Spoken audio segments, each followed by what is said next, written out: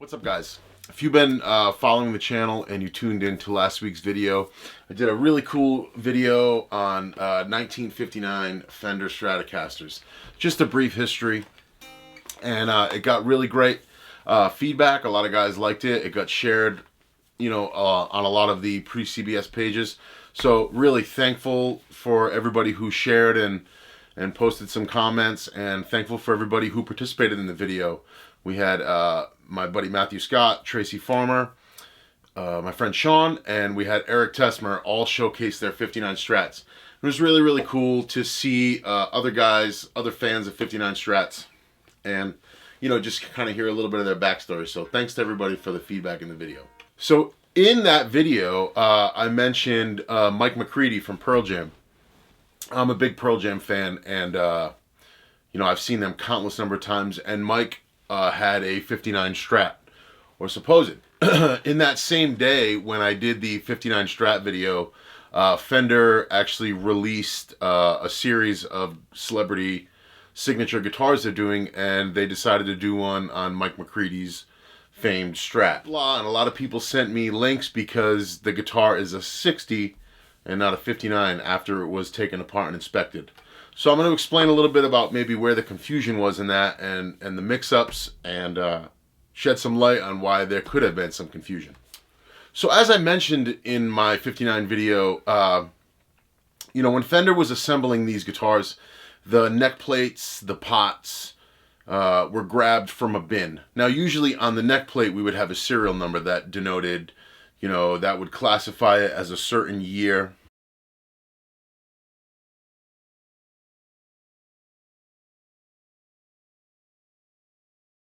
You can't always go by that dead on. If you do some research and read some of the books written by the enthusiasts and the historians, those serial numbers can really vary, where you can have, I think some 59 Strats, by rule it says they end at the 40,000 serial number, 40000. But there have been 59 Strats with 50,000 serial number. If I were to look at this guitar, my serial number is 42. It starts with 42. And if I were to go by what we've been told, then that would put this as a 60. But the body date is 10/59. The pots are dated the 21st week of 59.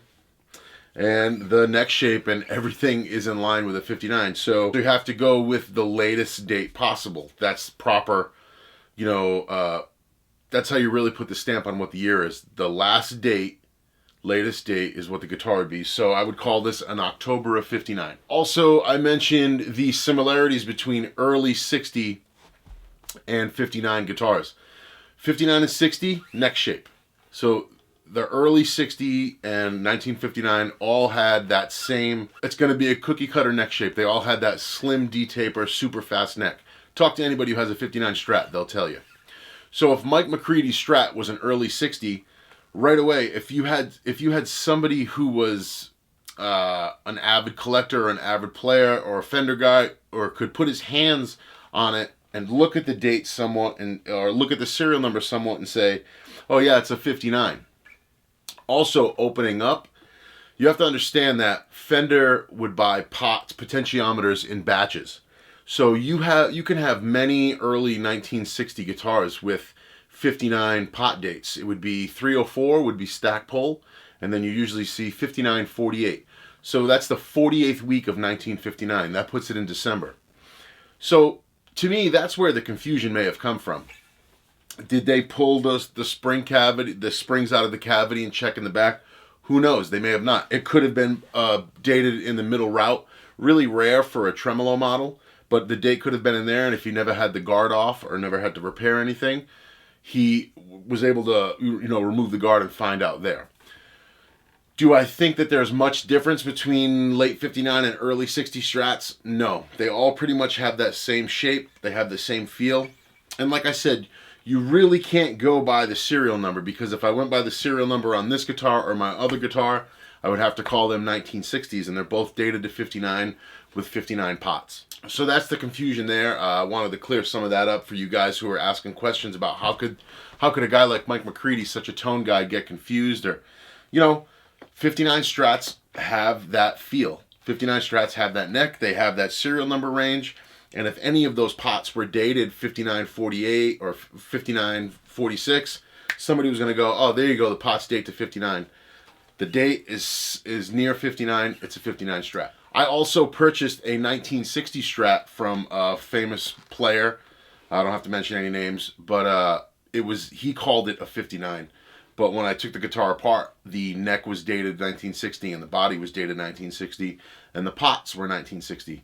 So that just proves my point where I'm saying guys who are in the know, guys who know guitars, can almost wrap their hands around a 59 neck and tell you, yeah, it's a 59.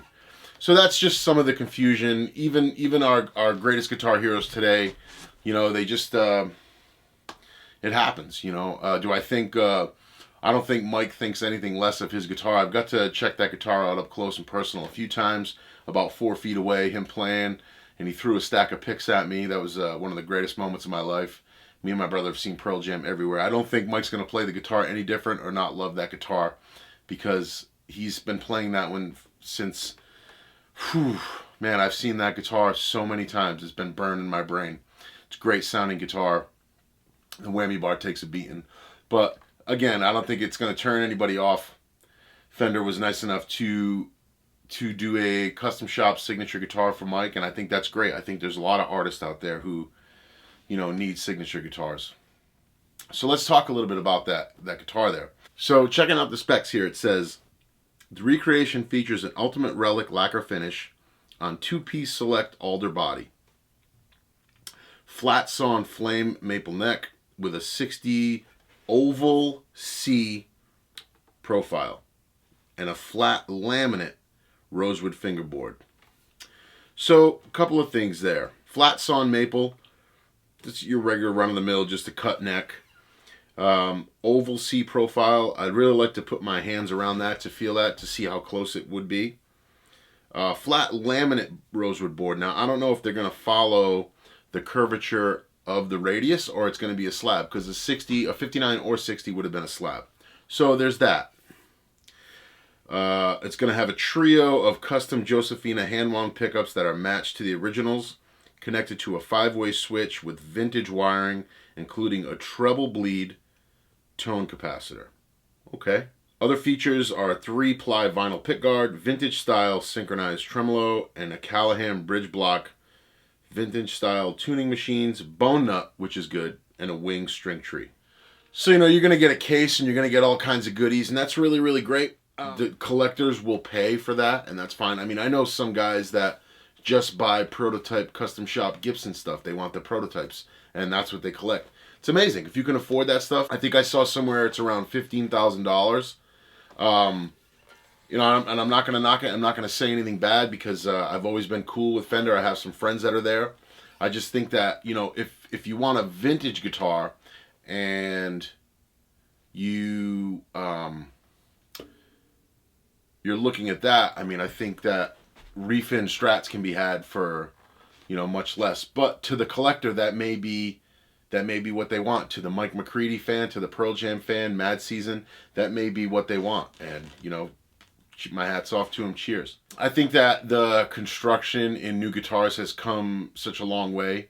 And I've been to the Fender factory and hung out with Dale Wilson, who's a buddy, and he showed me nothing but a great time. And they really have it down to the point where, you know, they can take computerized measurements of everything, and they can recreate the feel, and they can recreate the contours, and they recreate the guitar for you. You know, you can't recreate time, and that's what I always tell everybody, and that's what I always try to keep, you know, out there in the conversation. You can't recreate time. Yeah, the wear, the sweat, the oils, the feeling that goes into that neck.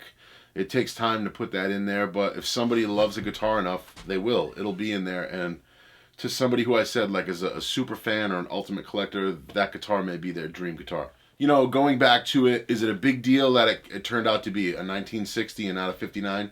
No, looking at the guitar, and I remember seeing it. I remember watching them from side stage one time and seeing him go like this with the guitar, and I said, wow, look at how thin the neck is.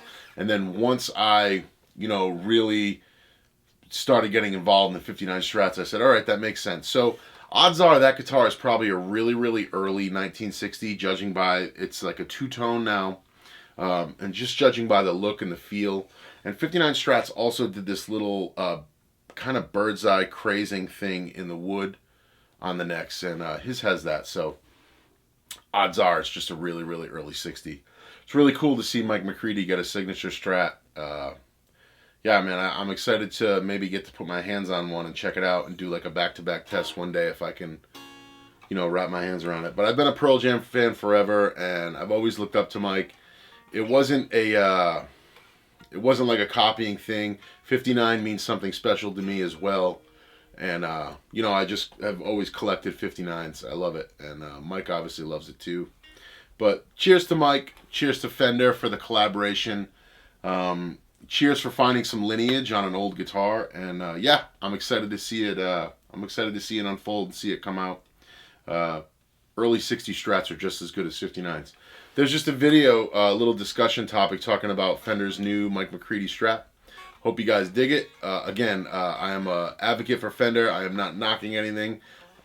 I think it's great, and if they can sell all of them, sell them, because I think there's a lot of collectors out there that will be highly interested in having the Mike Mccready Strat. We'll talk soon, guys. Stay tuned. There's some wild videos coming. 59 in the house. Yeah.